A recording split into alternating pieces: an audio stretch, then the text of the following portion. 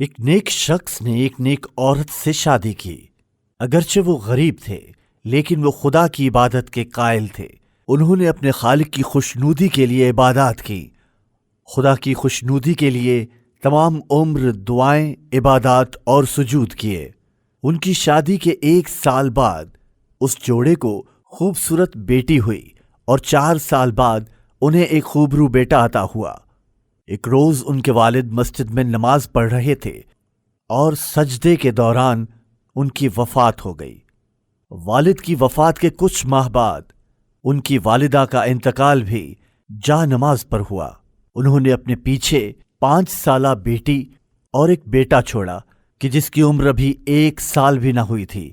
بچوں کے چچا یعنی ان کے والد کے بھائی بچوں کی دیکھ بھال کرنے کے لیے انہیں اپنے گھر لے آئے، کیونکہ اس چچا کے علاوہ ان بچوں کا کوئی اور رشتہ دار نہ تھا۔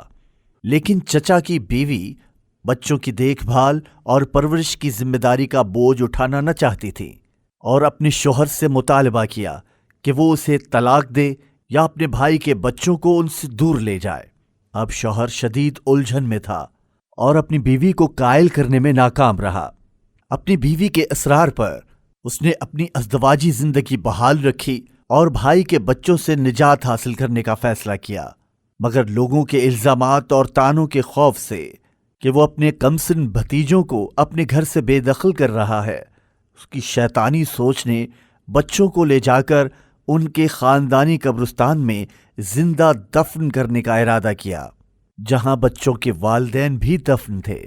اس نے لے جا کر بچوں کو قبر میں دفن کیا، لیکن خدا کی کرم نوازی اور بچوں کے والدین کی نیکیوں کی باعث ظالم چچا بے دھیانی میں ایک سوراخ کھلا چھوڑ آیا، وہ سوراخ جو بچوں کے لیے زندگی اور ان کے لیے ہوا کا ذریعہ بنا۔ 4 دن گزر گئے مگر کسی کو کانوں کان خبر نہ ہوئی، اور پھر ایک روز قریبی قبرستان میں کچھ لوگ کفن دفن کی آخری رسومات ادا کرنے کے بعد جیسے ہی واپس لوٹنے لگے تو انہوں نے بچوں کے کھیل کود اور باتوں کی آواز سنی۔ لوگ اس کھوج میں لگ گئے کہ یہ آواز کہاں سے آ رہی ہے، حتیٰ کہ اس قبر تک آن پہنچے اور بچوں کو باہر نکال لیا۔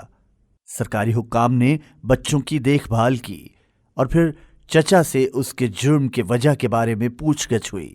مجرم چچا کو گرفتار کر لیا گیا، اور جب پوچھا گیا کہ بچوں کو یتیم خانے میں کیوں نہ ڈالا تو چچا جواب نہ دے سکا۔ لوگوں نے بچی سے پوچھا کہ وہ 4 دن تک اپنے کمسن بھائی کے ساتھ بغیر کھائے پیے کیسے رہی۔ اس پل بچی کے جواب نے تمام لوگوں کے رونگٹے کھڑے کر دیے، جب اس نے کہا کہ یہاں ایک پھلدار درخت تھا جو ہر طرح کے پھلوں سے بھرا ہوا تھا، اور جب مجھے بھوک محسوس ہوتی تو اس میں سے ایک پھل توڑ لیتی۔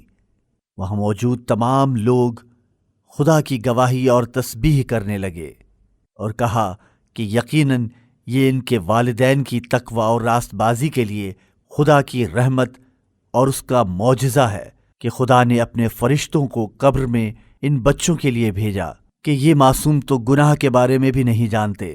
اس وقت 50 سے زیادہ خاندانوں نے ان بچوں کی دیکھ بھال اور ان کی پرورش کے لیے درخواست پیش کی۔ دوسری جانب چچا کو جیل کی سزا ہوئی۔ اپنی اہلیہ کو اس نے طلاق دی اور سب کو بتایا کہ وہی تھی جس کی وجہ سے ان کمسن بچوں کو میں نے خود سے دور کر دیا۔ اور پھر اس عورت سے سب نے لا تعلقی اختیار کی، حتیٰ کہ اس کے خاندان نے بھی اسے قبول نہ کیا۔ وَلَا تَحْسَبَنَّ اللَّهَ غَافِلًا عَمَّا يَعْمَلُ الظَّالِمُونَ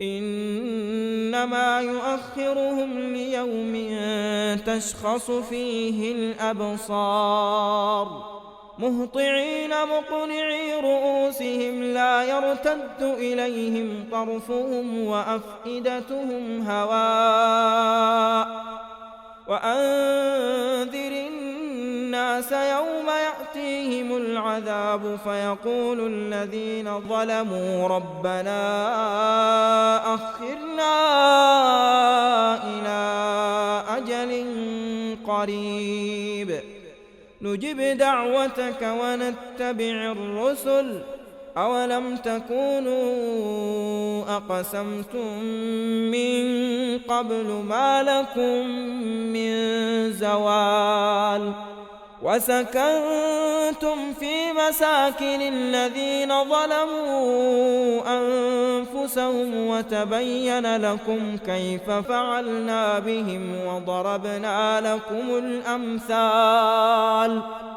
وقد مكروا مكرهم وعند الله مكرهم وإن كان مكرهم لتزول منه الجبال فلا تحسبن الله مخلف وعده رسله إن الله عزيز ذو انتقام.